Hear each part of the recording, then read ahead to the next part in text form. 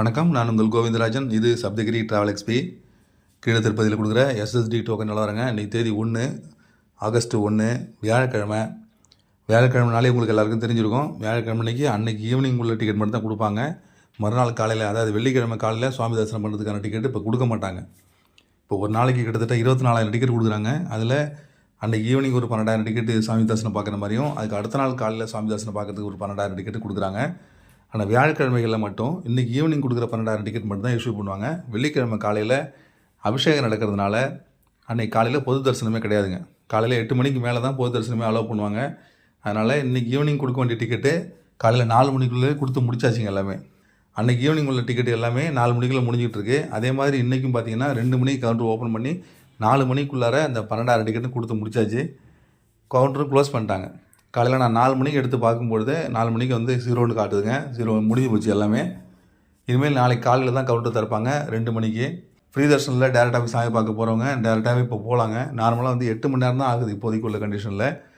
டிடிடியோட official வெப்சைட்டில் என்ன கொடுத்துருக்காங்கன்னா, சாமி தரிசனம் பார்க்க வர்றவங்க இலவச தரிசனம் வித்தவுட் டிக்கெட்டில் வர்றவங்களுக்கு 8 மணி நேரத்துலேருந்து 10 மணி நேரம் ஆகுதுன்னு சொல்லியிருக்காங்க. இப்போ நார்மலாக 8 மணி நேரத்தில் சாமி தரிசனம் பண்ண முடியுங்க. இப்போ நீங்கள் காலையில் நீங்கள் டிக்கெட் வாங்க சப்போஸ் திருப்பதிக்கு வந்திருந்தீங்கன்னா, இப்போ இன்றைக்கி டிக்கெட் முடிஞ்சு போச்சு, கவுண்டர் க்ளோஸ் பண்ணிட்டாங்க. அதுக்கப்புறம் பார்த்தீங்கன்னா இப்போ நாளைக்கு காலையில் தான் கவுண்டர் திறப்பாங்க. நாளைக்கு கவுண்டர் திறந்து டிக்கெட் வாங்கினீங்கன்னா நாளைக்கு ஈவினிங்கோ இல்லை அதுக்கு அடுத்த நாள் சனிக்கிழமை காலையில் சாமி தரிசனம் பார்க்குற மாதிரி தான் டிக்கெட் இஷ்யூ பண்ணுவாங்க. அது கிட்டத்தட்ட 2 நாள் கிட்டத்தட்ட ஆகிடும். அதுக்கு பதில் இன்றைக்கி டேரெக்டாக நீங்கள் திருமலைக்கு போனீங்கன்னா காலையில் 8 மணிக்கெலாம் நீங்கள் சாமி தரிசனத்துக்கு அங்கே போனீங்கன்னா மேக்ஸிமம் சாயந்தரம் 5 மணி 6 மணிக்கெலாம் வெளில வந்துடலாங்க. இந்த 2 நாளுக்கு முன்னாடி கூட கொடுத்துருந்தாங்க. காலையில் 8 மணிக்கு மேலே வர்ற பக்தர்களுக்கு 6 மணி நேரத்தில் சாமி தரிசனம் பார்க்க முடியும் அப்படின்னு சொல்லி 2 நாளைக்கு முன்னாடி கூட அனௌன்ஸ் பண்ணியிருந்தாங்க.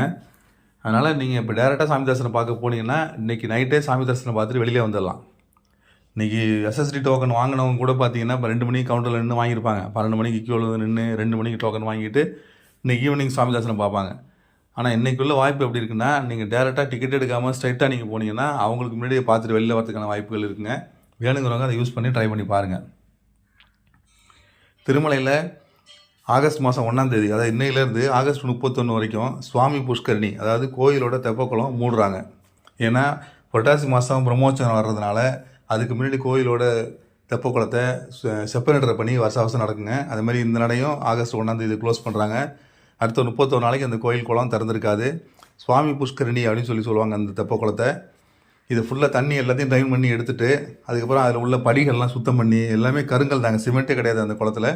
அது எல்லாத்தையுமே சுத்தம் பண்ணிவிட்டு, பாசிகள்லாம் இருக்குது பாருங்கள், எல்லாத்தையும் க்ளீன் பண்ணிவிட்டு, உள்ள சிலரி மாதிரி சேருகள்லாம் இருந்ததுன்னா அதெல்லாம் கம்ப்ளீட்டாக க்ளீன் பண்ணிவிட்டு அழகாக பண்ணுறாங்க. அதை லாஸ்ட் இயர் நாங்கள் கோயில் தெப்பக்குளத்தை சுத்தம் பண்ணிகிட்டு இருக்கும்போது அங்கே போயிருந்தாங்க. அது ஃபோட்டோஸ் வீடியோஸ் எல்லாம் கூட எடுத்திருந்தேன்.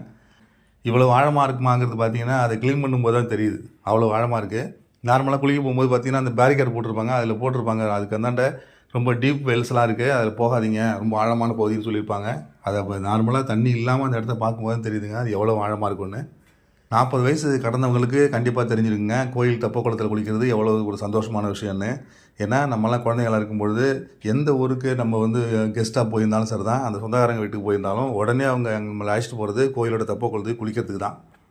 கண்டிப்பாக எல்லாருமே அந்த லோக்கலில் உள்ள கோயிலோட தெப்பக்குளத்துக்கு தான் போய் குளிப்போம். இது தினசரி அங்கே தங்குற அவ்வளோ நாளுமே அந்த மாதிரி தான் செய்வோம். நமக்கு அந்த தெப்பக்குளத்தில் குளிக்கிறது அவ்வளோ ஒரு சந்தோஷமாக இருக்கும். அதுக்காகவே எல்லா ஊருக்கும் போவோம், அந்த மாதிரி தான் இருக்கும். பட் இப்போ அந்த மாதிரி இல்லைங்க. அது காரணம் ஒன்றும் சொல்ல முடியல. ஏன்னா முன்ன இருந்த சூழ்நிலை வேறு மாதிரி இருந்தது. இப்போ வந்து எல்லாம் சுத்தம் சுகாதாரம் அப்படின்னு மாறி போய் இப்போ யாரும் அந்த மாதிரி கோயில் தெப்பக்குளத்தில் போய் குளிக்க போகிறதில்ல. அதை விட முக்கியம், அந்த கோயில் தெப்பக்குளத்தை பார்த்திங்கன்னா கீழே மண்ணாக இருக்கும், சேராக இருக்கும் அப்படின்னு அது பயந்துட்டு கால் வைக்கிறதுக்கு யோசனை பண்ணுறாங்க இப்போ உள்ள பசங்களாம். நம்மளே நம்ம பசங்களை அனுப்புறதில்லை, அது வேறு விஷயம் அது. ஆனால் அதுக்காக வந்து அவங்க குளத்தில் குளிக்கிறது இல்லைன்னு சொல்ல முடியாதுங்க. அவங்க எல்லாருமே போகிறாங்க. எங்கே போகிறாங்கன்னா வாட்டர் தீம் பார்க்லாம் இருக்குது பாருங்கள், அந்த மாதிரி தீம் பார்க்கில் போயிட்டு அங்கே உள்ள நீச்சல் குளத்தில் குளிக்கிறாங்க. நார்மலாக இப்போ பெரிய பெரிய ஹோட்டல்ஸ் இல்லைன்னா தனியாக ஸ்விம்மிங் பூல்ஸ் இதெல்லாம் வந்துச்சு, அதிலெல்லாம் குளிச்சு தான் இருக்காங்க. கோயில் தெப்பக்குளத்தில் மட்டும் தான் குளிக்கிறது இல்லை. பட் நம்ம திருமலைக்கு போனோம்னா இந்த சுவாமி புஷ்கரணியில் குளிக்க சொல்லுங்கள்.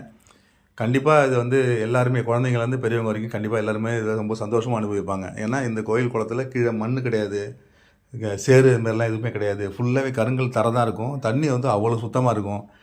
இந்த சுவாமி புஷ்கரணியில் உள்ள தண்ணி பார்த்திங்கன்னா கங்கை நதிக்கு சமமான தண்ணின்னு சொல்கிறாங்க. அவ்வளோ ஒரு புண்ணியம் வாய்ந்த ஒரு புஷ்கரணி இது.